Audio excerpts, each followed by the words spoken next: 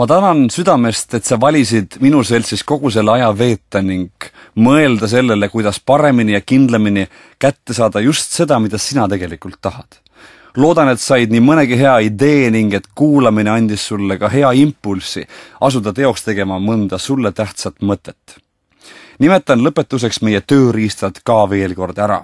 Need olid vastutus, vaprus, eesmärk, motivatsioon, tegevusplaan, energia, pühendumus, areng, töökus ja koostöö. Küllap tead ise, millised neist sind lähiajal kõige enam aidata saavad. Ja küllap avastasid kuulates ja mõeldes ka häid viise nende kasutamiseks. Igal juhul soovin sulle julgust, hakkamasaamist ja rõõmu. Järgmiste kohtumisteni.